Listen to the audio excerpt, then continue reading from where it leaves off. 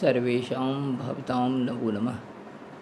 आज मेरे व्याख्यान का विषय आगमन और निगमन के बीच संबंध तथा उनके मध्य मौलिकता को लेकर है। तर्कशास्त्र का लक्ष्य सत्य की प्राप्ति है।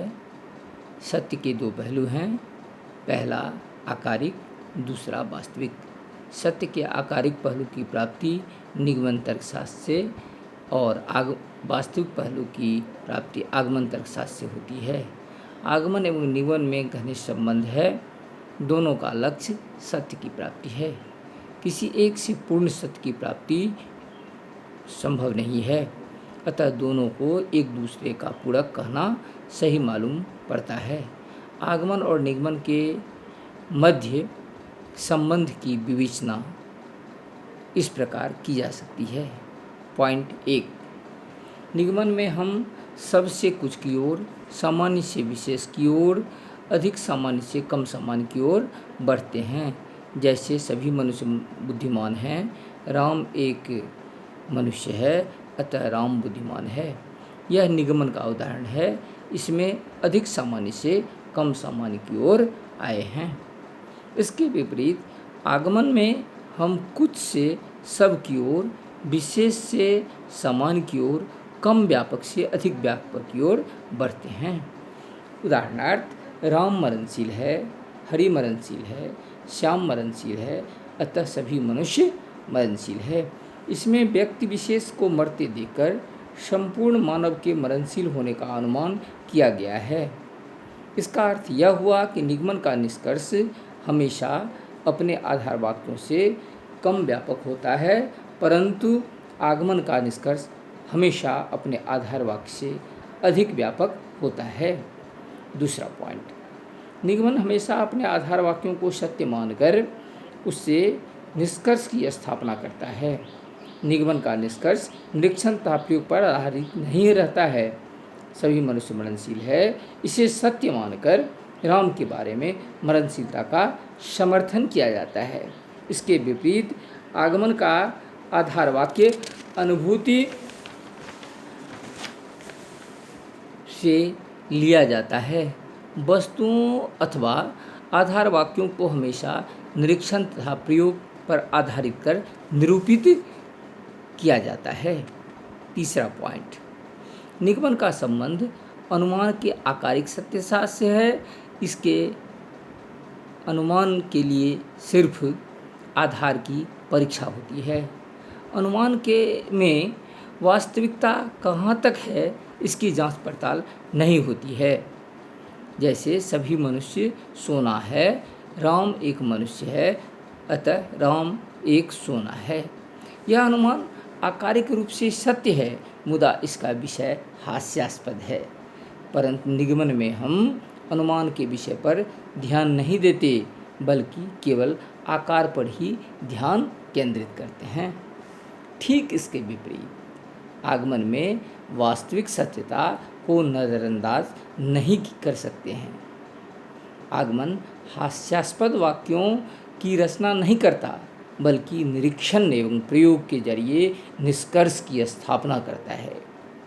जैसे जब हम राम, श्याम, यदु, हरि आदि को मरते देखते हैं तो कहते हैं कि सभी मरणशील हैं। चौथा पॉइंट, निगमन में आधार वाक्यों की संख्या निश्चित रहती है। जैसे साक्षात अनुमान में एक आधार वाक्य और न्याय में 2 आधार वाक्य होते हैं। इसके विपरीत आगमन में आधार वाक्यों की संख्या अनिश्चित रहती है। कभी एक उदाहरण के बल पर तो कभी 4, 5, 20, 50 उदाहरणों के बल पर कार्यकारिणी की स्थापना संभव हो पाती है, अतः इसकी संख्या निश्चित नहीं है। 5वां पॉइंट, निगमन विचारों के नियम, लॉ ऑफ थॉट अर्थात व्याघातक नियम, लॉ ऑफ कंट्राडिक्टरी, तादात्म्य नियम, लॉ ऑफ आइडेंटिटी एवं मध्य निषेध नियम, लॉ ऑफ एक्सक्लूडेड मिडिल के बल पर अपना महल खड़ा करता है, जबकि आगमन का आधार प्रकृति समरूपता नियम, law of uniformity of nature and कारण नियम, लॉ ऑफ कॉजेशन है। इसी के बल पर आगमन अपना स्वरूप ग्रहण करता है। परंतु में इन भेदों से यह नहीं समझना चाहिए कि आगमन और निगमन एक दूसरे के बिल्कुल विपरीत हैं। इनके बीच कोई तालमेल नहीं है। ये दोनों भेद रखते हुए अलग नहीं किए जा सकते हैं। वस्तुतः आगमन और निगमन एक दूसरे की पूरक क्रिया है, इसलिए इनमें एक दूसरे के बिना अधूरा रह जाता है। इनमें एक दूसरे के बिना अनुमान अधूरा रह जाता है। इनके बीच ऐसा संबंध है कि निगमन के लिए आगमन आवश्यक होता है और आगमन के लिए निगमन आवश्यक होता है। निगमनात्मक अनुमान का मौलिक रूप है, जिनका कम से कम एक आधार वाक्य व्यापक होता है। व्यापक वाक्य की स्थापना आगमन के द्वारा होती है, अतः निगमन के लिए आगमन आवश्यक है। आगमन के लिए निगमन का होना जरूरी है।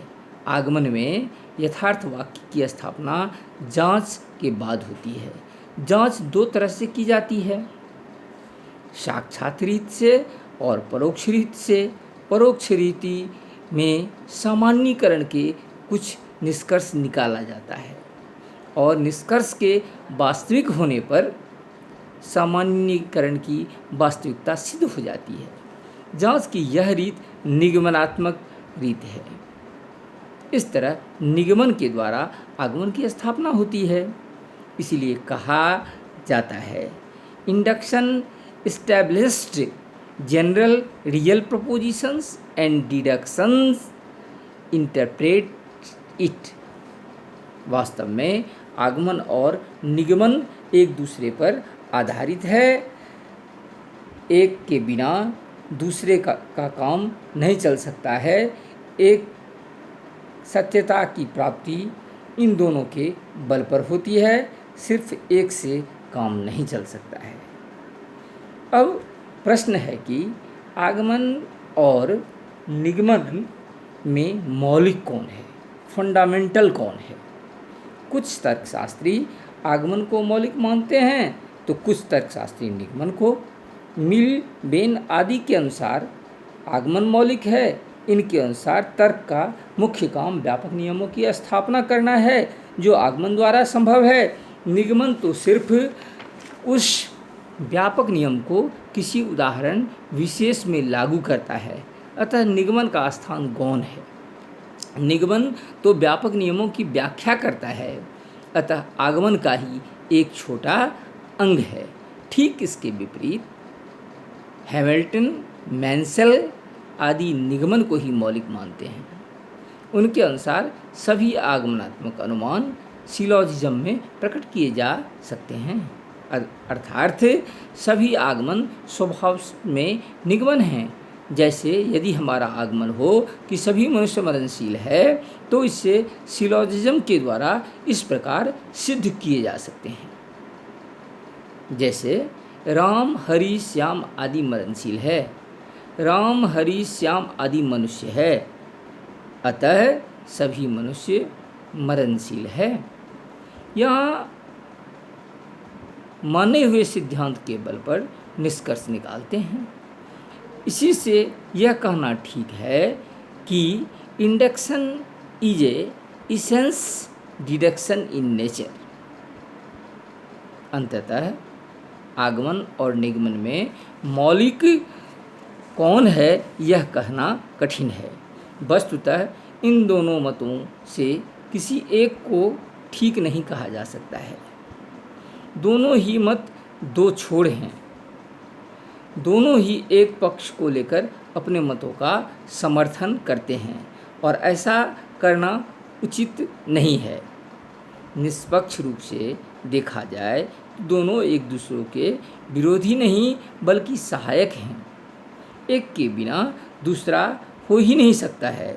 यह ठीक है कि एक की क्रिया को दूसरे में नहीं बदल सकते हैं, क्योंकि ये अनुमान के भिन्न भिन्न पहलू हैं। यदि एक को दूसरे में बदल देते हैं तो एक की हस्ती मिट जाती है और तब एक ही आगमन या निगमन क्रिया रह जाती है। और जब एक क्रिया रह जाती है तब यह प्रश्न ही नहीं रह जाता है कि कौन मौलिक है, कौन फंडामेंटल है। धन्यवाद।